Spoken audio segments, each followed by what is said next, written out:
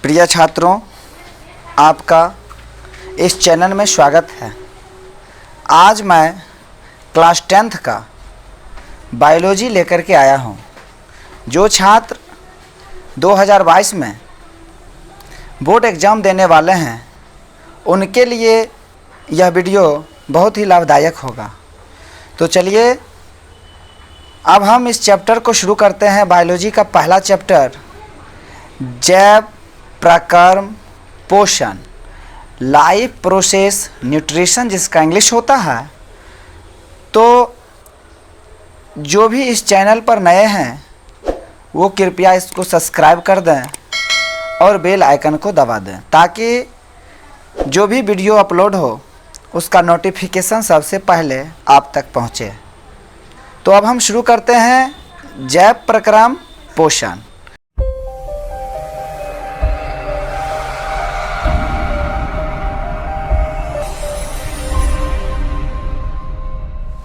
पहला क्वेश्चन है प्रकाश संश्लेषण एक है। ऑप्शन नंबर ए है परवलयिक प्रक्रिया, बी में है फोटोकेमिकल प्रक्रिया, सी में है उभयचर प्रक्रिया और डी में है कैटाबोलिक प्रक्रिया। तो प्रकाश संश्लेषण जो होता है वो फोटोकेमिकल प्रक्रिया होता है, इसलिए ऑप्शन नंबर बी जो है इसका राइट आंसर होगा फोटोकेमिकल प्रक्रिया। नेक्स्ट क्वेश्चन कहता है पत्ती की सतह पर मौजूद छोटे छिद्रों को क्या कहा जाता है।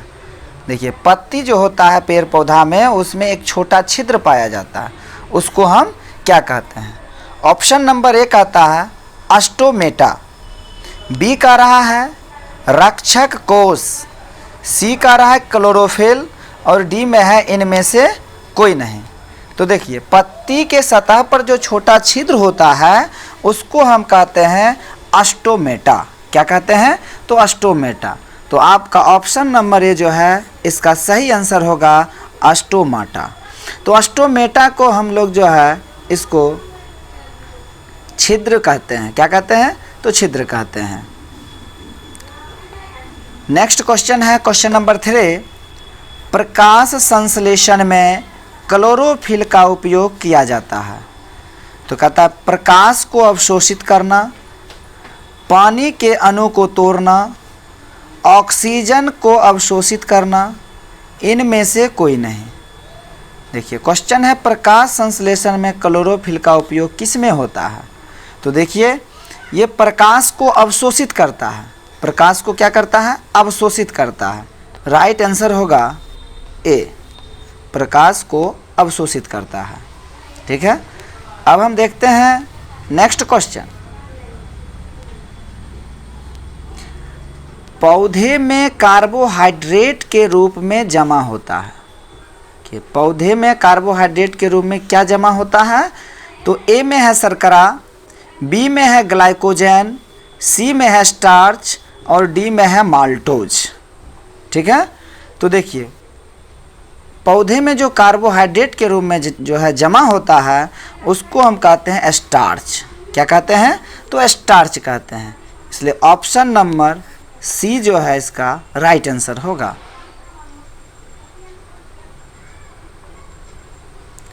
नेक्स्ट क्वेश्चन है क्वेश्चन नंबर 5, प्रोटीन के संश्लेषण में किस तत्व का उपयोग किया जाता है।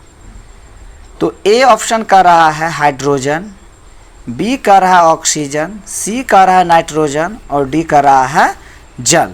तो देखिए प्रोटीन संश्लेषण में जो है नाइट्रोजन नामक जो तत्व है इनका उपयोग किया जाता है, इसलिए आपका सही आंसर हो जाएगा ऑप्शन नंबर सी।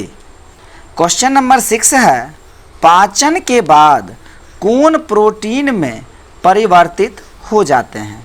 देखिए पाचन के बाद कौन है जो प्रोटीन में परिवर्तित होता है। ए में कह रहा है कार्बोहाइड्रेट, बी में कह रहा है स्टार्च, सी में कह रहा है दोनों और डी कह रहा है अमीनो अम्ल। ठीक है, तो देखिए पाचन के बाद जो है अमीनो अम्ल जो होता है, अमीनो अम्ल यह प्रोटीन में परिवर्तित होता है, इसलिए आपका सही आंसर हो जाएगा ऑप्शन नंबर डी, अमीनो अम्ल। नेक्स्ट क्वेश्चन है, मानव शरीर में श्वसन वर्णक है। देखिए मानव शरीर में जो है श्वसन वर्णक क्या है, ठीक है। ए में कह रहा है क्लोरोफिल, बी में कह रहा है पानी, सी में कह रहा है प्रोटीन और डी में कह रहा है हीमोग्लोबिन। तो देखिए मानव शरीर में जो श्वसन वर्णक है वो क्या है, तो वो हीमोग्लोबिन होता है। इसलिए आपका सही आंसर हो जाएगा ऑप्शन नंबर डी, हीमोग्लोबिन। ठीक है। अब हम नेक्स्ट क्वेश्चन देखते हैं, गाढ़ा या क्षारीय पित्त का रंग होता है। देखिए जो गाढ़ा या क्षारीय पित्त होता है वो किस रंग का होता है, तो ऑप्शन नंबर ए है लाल, बी है हरा, सी है पीला और डी है काला। तो देखिए गाढ़ा या क्षारीय पित्त जो होता है वो हरा रंग का होता है। वो किस रंग का होता है, तो हरा रंग का होता है। इसलिए option number B right answer होगा। ऑप्शन नंबर बी क्या होगा, तो राइट आंसर होगा। नेक्स्ट क्वेश्चन है क्वेश्चन नंबर 9, भोजन का पाचन किस प्रकार का अभिक्रिया है। देखिए भोजन का जो पचता है वो कौन सा अभिक्रिया है। ए में कहता है उपचयन, बी में कहता है संयोजन, सी में है अपचयन और डी में है इनमें से कोई नहीं। तो भोजन का जो पाचन है वो उपचयन है। वो क्या है, उपचयन है। इसलिए आपका आंसर हो जाएगा option number A. Next question है 10 नंबर, इनमें से कौन उभयलिंगी जंतु है। देखिए कौन ऐसा है जो उभयलिंगी है। तो ए में है मछली, बी में है शेर, सी में है केचुआ और डी में है बकरी। देखिए उभयलिंगी जंतु की बात हो रहा है, ठीक है। तो उभयलिंगी केचुआ होता है। उभयलिंगी कौन सा जंतु होता है, तो केचुआ होता है। इसलिए आपका ऑप्शन नंबर सी जो है राइट आंसर होगा।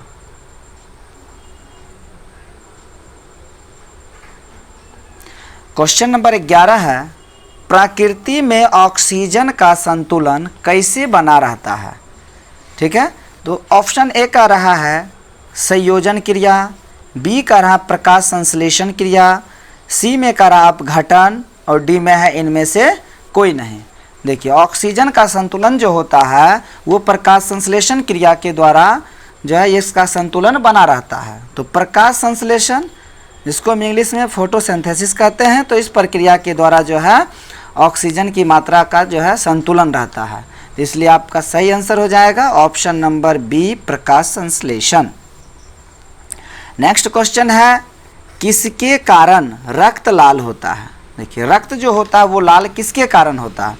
तो ऑप्शन ए कह रहा है हीमोग्लोबिन, बी कह रहा है हिपेटिन, सी कह रहा है प्रोथ्राम्बियन और डी कह रहा है इनमें से सभी। देखिए रक्त जो लाल होता है ना वो हीमोग्लोबिन के कारण होता है। किसके कारण होता है, तो हीमोग्लोबिन के कारण होता है। इसलिए ऑप्शन नंबर ए जो है इसका सही आंसर होगा। ऑप्शन नंबर ए जो है ये इसका सही आंसर होगा। ठीक है। अब हम नेक्स्ट क्वेश्चन देखते हैं, क्वेश्चन नंबर 13, किसकी दीवार सबसे मोटी होती है। देखिए किसका दीवार सबसे मोटा होता है। ए कहता है बायां अलिंद, बी में है दायां अलिंद, सी में है बायां निलय और डी में है दायां निलय।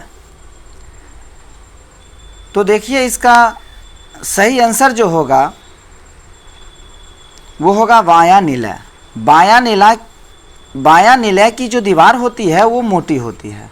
इसलिए आपका सही आंसर हो जाएगा बायां निलय। आपका सही आंसर क्या होगा, तो बायां निलय होगा। ठीक है, सही आंसर होगा बायां निलय।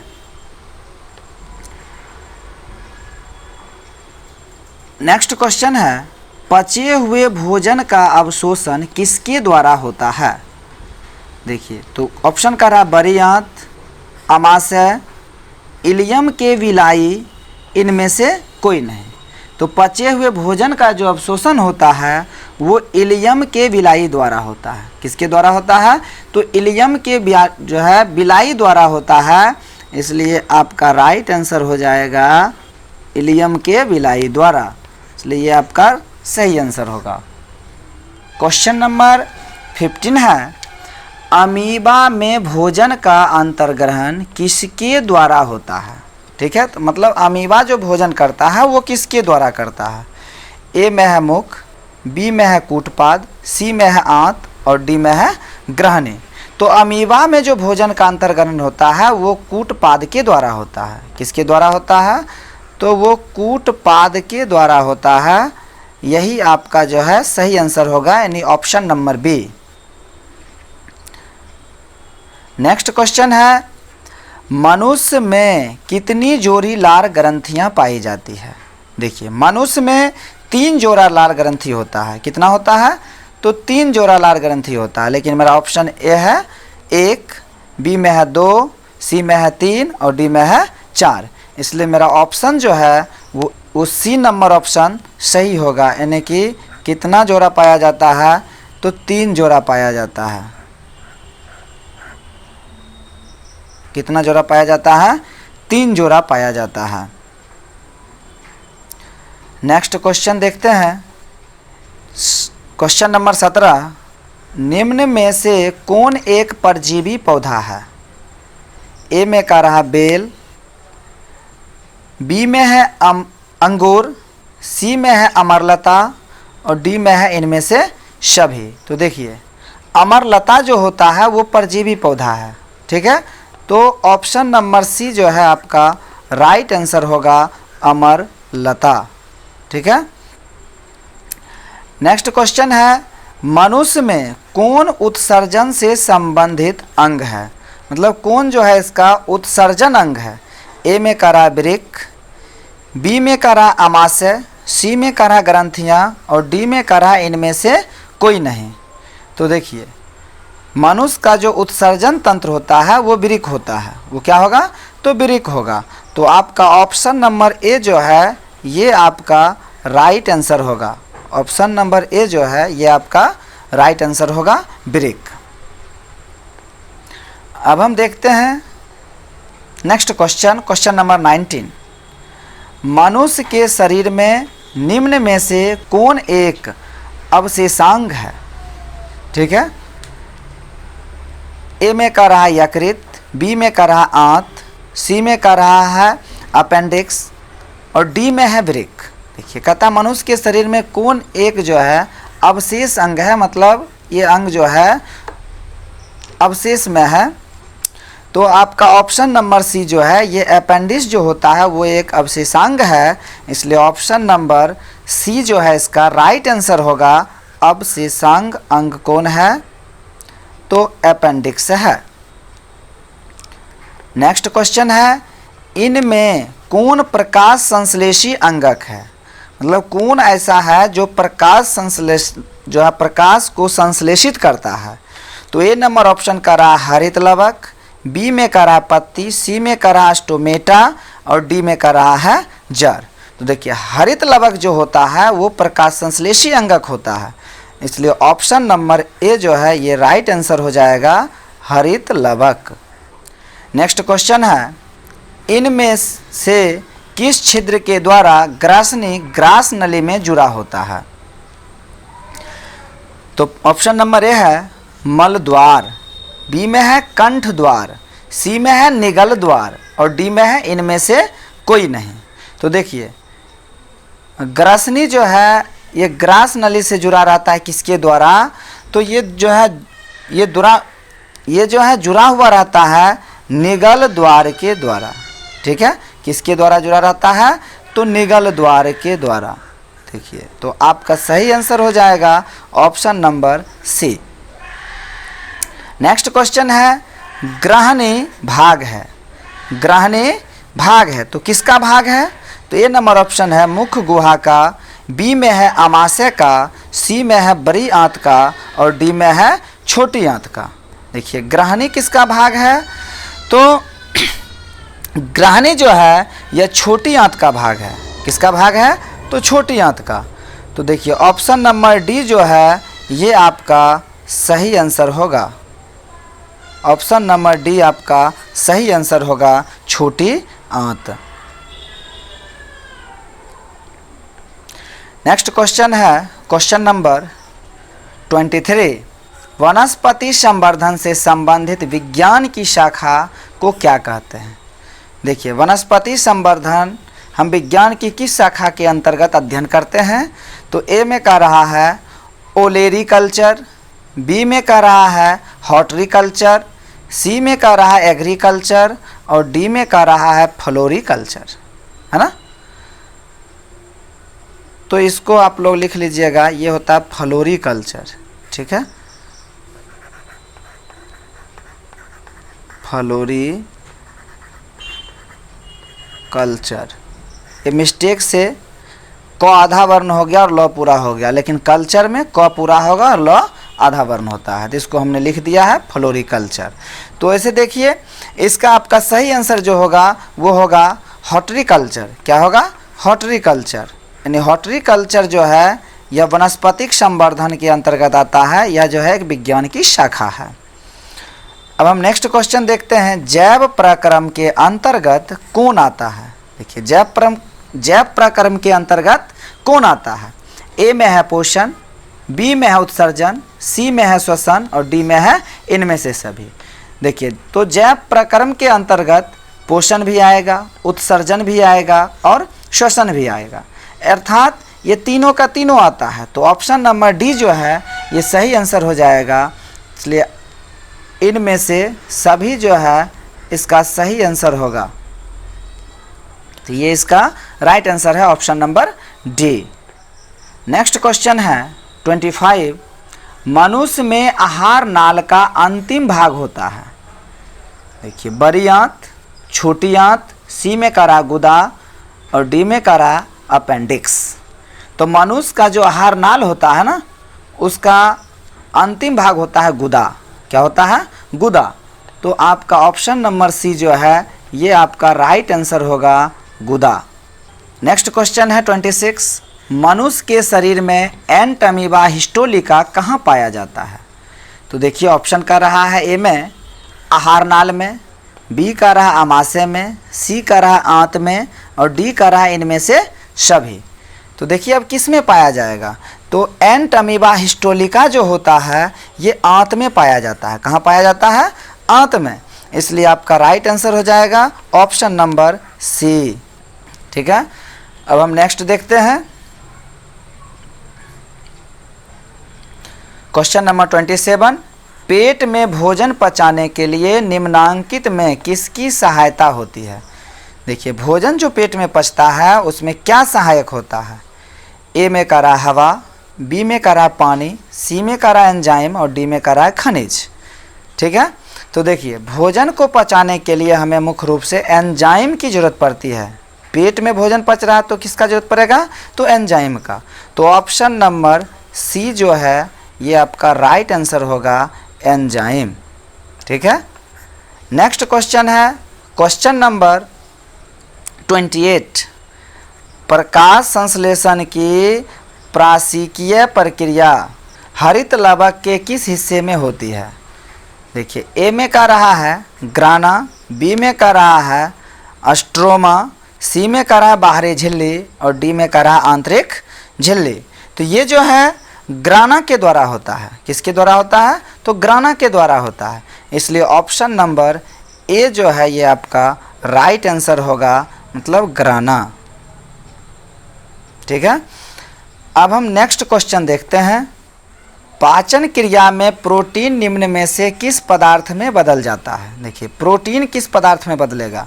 ए में कह रहा वसा में, बी में कह रहा ग्लूकोज में, सी में कह रहा शर्करा में और डी में कह रहा है अमीनो अम्ल में। तो ये जो है पाचन क्रिया में जो होता है ये पदार्थ किस में बदलेगा? तो पाचन क्रिया में जो है ये अमीनो अम्ल में बदलता है, ठीक है। तो किस में बदलेगा? तो अमीनो अम्ल में। इसलिए ऑप्शन नंबर डी जो है ये आपका राइट आंसर होगा, अमीनो अम्ल, ठीक है। अब हम नेक्स्ट देखते हैं क्वेश्चन नंबर 30 है। टाइलिन एवं लाइसोजाइम एंजाइम आहार नाल किस ग्रंथि में होता है? मतलब आहार नाल के किस ग्रंथि में होता है, ठीक है। आहार नाल के किस ग्रंथि में होता है? यहाँ पर आप लोग के कर लीजिएगा, आहार नाल के किस ग्रंथि में होता है? तो देखिए ऑप्शन नंबर ए का रहा लार ग्रंथि में, बी का रहा अग्नाशय में, सी का रहा आमाशय में और डी का रहा है यकृत में। तो देखिए टाइलिन एवं लाइसोजाइम एंजाइम जो होता है वो लार ग्रंथि में पाया जाता है। किसमें? लार ग्रंथि में। तो ऑप्शन नंबर ए जो होगा ये आपका राइट आंसर होगा, ऑप्शन नंबर ए। ठीक है, अब हम नेक्स्ट क्वेश्चन देखते हैं 31। भोजन का पाचन सर्वाधिक पाचन व अवशोषण होता है। देखिए भोजन का सर्वाधिक पाचन और अवशोषण होता है। ए में कर रहा है कोलोम में, बी में करा इलियम में, सी करा सिकम में और डी करा इनमें से किसी में भी नहीं। मतलब ना ही क्लोम में होगा, ना ही इलियम में होगा, ना ही सिकम में होगा। ये ऑप्शन नंबर डी का कहना है। तो चलिए हम इसका सही आंसर देखते हैं। भोजन का सर्वाधिक पाचन जो होता है वो इलियम में होता है। कहाँ होता है? तो इलियम में। ऑप्शन नंबर बी जो है इसका राइट आंसर होगा इलियम। ठीक है, नेक्स्ट क्वेश्चन है हरित कण किस रंग के प्रकाश किरणों का अवशोषण करता है? देखिए हरित कण है, ऑप्शन नंबर ए है लाल, बी में हरा, सी में है बैगनी और डी में है पीला। तो हरित कण जो है ना वो लाल को अवशोषित करता है। किस रंग को? लाल को। तो इसलिए ऑप्शन नंबर ए जो है आपका राइट आंसर हो जाएगा लाल। नेक्स्ट क्वेश्चन है पक्वाशय में कायम की अम्लीयता को क्या कहा जाता है? देखिए पक्वाशय में कायम की अम्लीयता को ए में कह रहा है अग्नाशय, बी में करा पित्त, सी में करा आमाशय और डी में करा इनमें से कोई नहीं। देखिए पक्वाशय में जो कायम होती है ना उसकी अम्लीयता को हम कहते हैं पित्त। क्या कहते हैं? पित्त। इसलिए आपका सही आंसर हो जाएगा ऑप्शन नंबर बी पित्त। ऑप्शन नंबर बी क्या होगा? पित्त। नेक्स्ट क्वेश्चन है सौर ऊर्जा का परिवर्तन प्रकाश संश्लेषण के किस ऊर्जा में होता है? कि सौर ऊर्जा का परिवर्तन जो है प्रकाश संश्लेषण में किस ऊर्जा में होता है? तो ए का रहा भौतिक ऊर्जा, बी का रहा जैविक ऊर्जा, सी का रहा रासायनिक ऊर्जा और डी का रहा इनमें से सभी। तो देखिए ये जो है रासायनिक ऊर्जा में होता है। किस में होता है? तो रासायनिक ऊर्जा में। इसलिए आपका ऑप्शन नंबर सी जो है ये राइट आंसर हो जाएगा रासायनिक ऊर्जा। नेक्स्ट क्वेश्चन है क्वेश्चन नंबर 35। छोटी आंत के ग्रंथियों से निकलने वाला रस क्या कहलाता है? ये छोटी आंत के ग्रंथि से जो रस निकलता है उसको हम क्या कहते हैं? ए में कह रहा पितरस, बी में कह रहा है एमाइलेज, सी में कह रहा जठर रस और डी में कह रहा है सक्कस एंट्रिकस। ठीक है, सक्कस एंट्रिकस। तो छोटी आंत से जो ग्रंथि निकलता है उसको कहा जाता है सक्कस एंट्रिकस। तो आपका सही आंसर हो जाएगा option number D succus entericus जो है ये आपका सही आंसर हो जाएगा। लास्ट क्वेश्चन है क्वेश्चन नंबर 36। मुख से निकली लार किसका पाचन करता है? देखिए मुख से निकला हुआ लार जो है वो किसका पाचन करता है? मुख से निकला लार किसका पाचन करता है? तो मुख से निकला लार जो है किसका पाचन करता है? तो ऑप्शन नंबर ए है प्रोटीन, बी में है वसा, सी में है स्टार्च और डी में है विटामिन। तो मुख से जो लार निकलती है वो स्टार्च का पाचन करती है। किसका पाचन करती है? तो स्टार्च का। इसलिए आपका सही आंसर हो जाएगा सी। सही आंसर क्या होगा? सी, यानी स्टार्च का पाचन करती है। स्टार्च का पाचन करती है, स्टार्च का पाचन करती है। तो चलिए यह वीडियो को देखने के लिए आपको बहुत बहुत धन्यवाद।